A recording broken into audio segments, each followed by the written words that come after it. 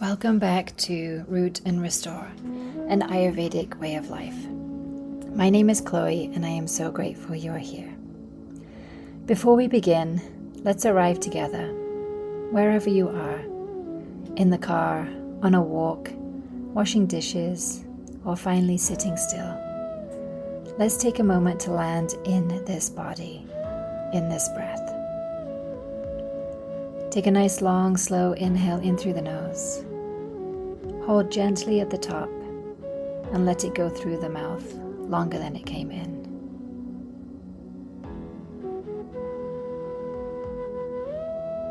One more like that. Inhale for 4, 3, 2, 1. Hold for 2, 1, 2. Exhale for 6, 2, 3, 4, 5, 6. Let your shoulders drop from your ears. Let your jaw soften. You're here now. That's all we need. So I apologize on not having podcasts out for the last 2 Mondays. I've been sitting and thinking about this one, and it took me a few minutes to really think deep about what my heart is feeling about this topic. So I want to be honest with you all about something before we get started in today's episode, because I honestly think it's the whole point of what we're about to talk about today. So this episode is late, and like I said, it's late because of a conversation I had recently that sat with me in a way that I didn't expect. And I didn't want to come to you all unprocessed. I wanted to come settled and not reactive. So here's a little of the backstory. I received a text message from someone doing a beautiful deep dive into the yamas and niyamas for their own studies. And they asked me if I was using AI to advertise for my upcoming retreat in September. And I said yes. And they told me that it doesn't align with them and they have to sit and think about whether they are going to choose to come on the retreat or not. To them, using AI is himsa, it is harm to the environment, harm to something sacred. And so for the last week and a half, almost 2 weeks, I've been sitting with this, contemplating it. Not defensively, but genuinely. Because I take the yamas and niyamas very seriously too. They are the architecture of how I try to live. So I didn't want to just react and say, well, I disagree. I wanted to actually walk through them one by one, honestly with myself, and see where I land. And that's what today's episode is. I'm going to try to bring you into that whole process with me.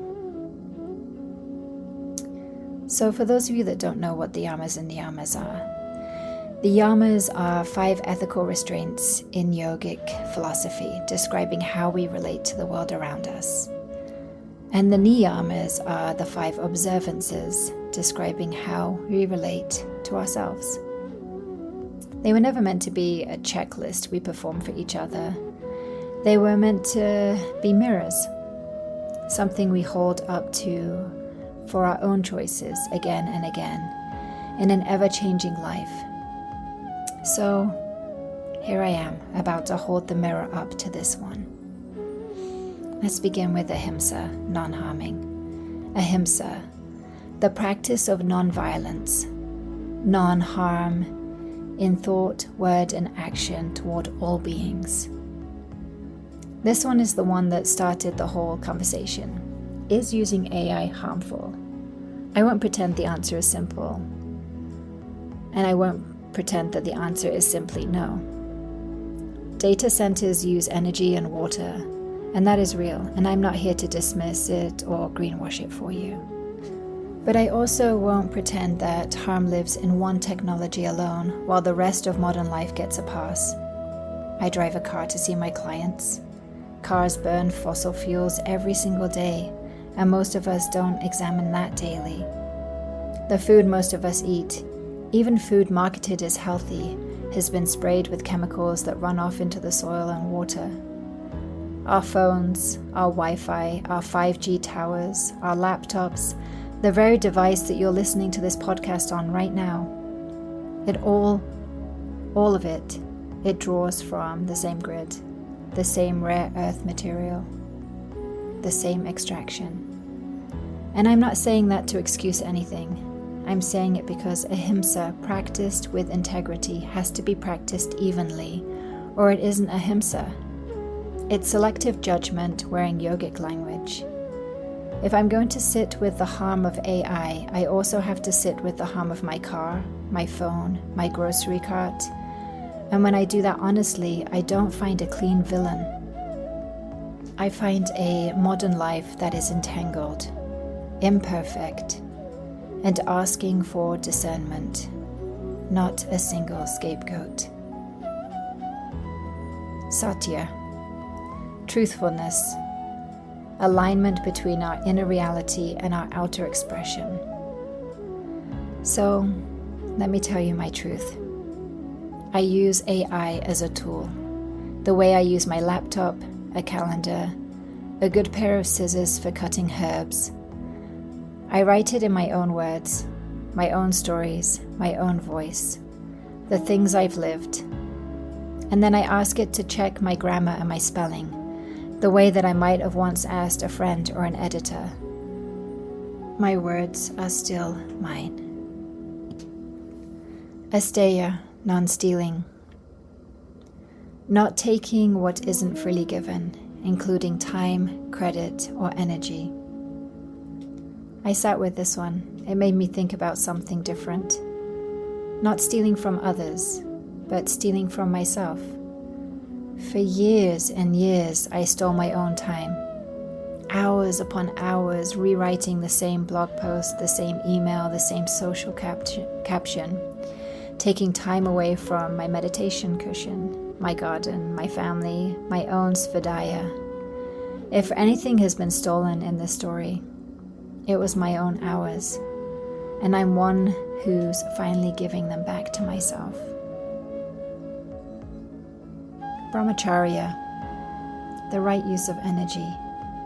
Traditionally translated as celibacy, more broadly understood as the wise, non-wasteful use of one's vital energy. This is really the heart of it for me. Where is my energy going? Before so much of my life force went into the mechanics of running a small business, the endless drafting, redrafting, second-guessing every sentence. Now that energy is freed up. It goes into my meditation practice. It goes into my time in nature. It goes into my relationships, my family, my friends, my studies. That's not a small shift.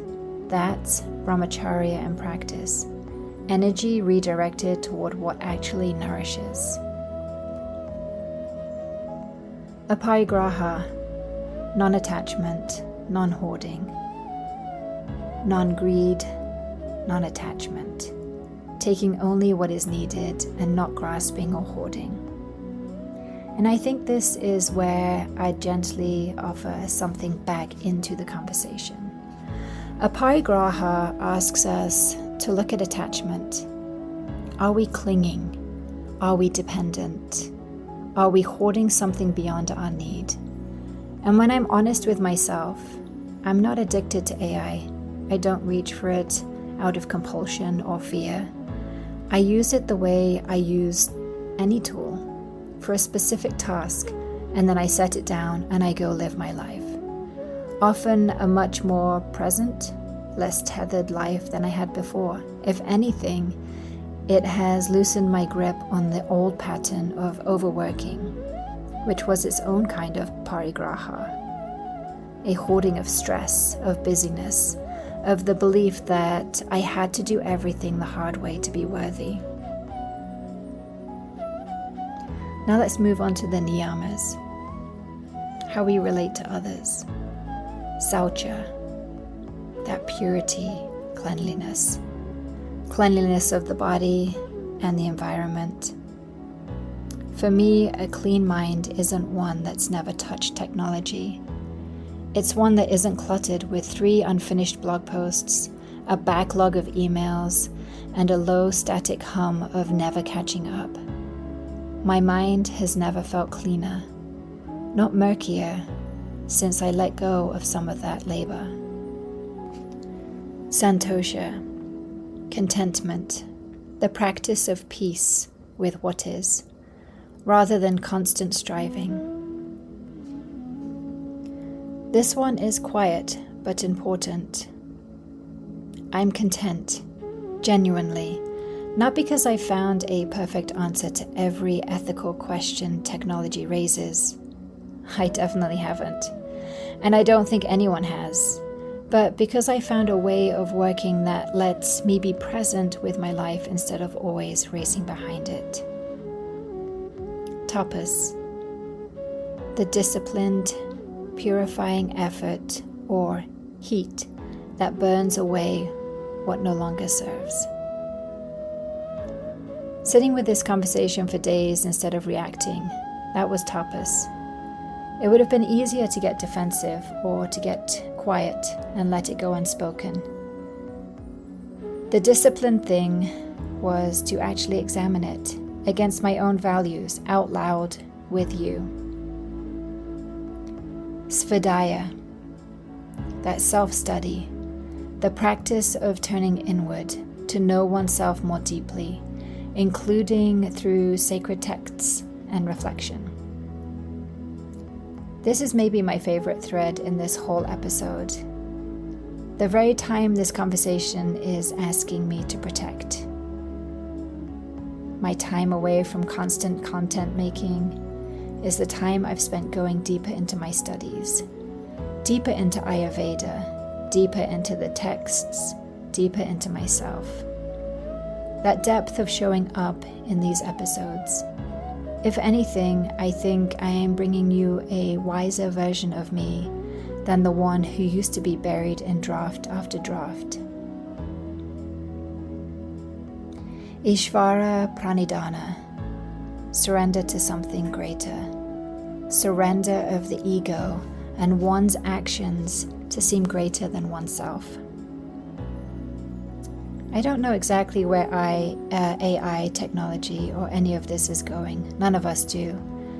What I can do is release my grip on needing to have a perfect, permanent answer, and trust that as I keep studying, keep listening to my body, keep coming back to my breath, I'll keep recalibrating with integrity.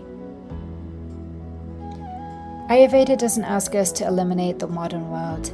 It asks us to relate to it wisely. Agni, our digestive fire, physical and metaphorical, our capacity to metabolize what comes in, food, experience, information. Ama, the residue of what we couldn't fully digest, toxicity, physical or mental. Ojas, our vital reserve, our resilience, the sweetness and stability at the root of our health. Manovaha shrotas, the subtle channels through which thought and emotion flow, the mind-gut connection.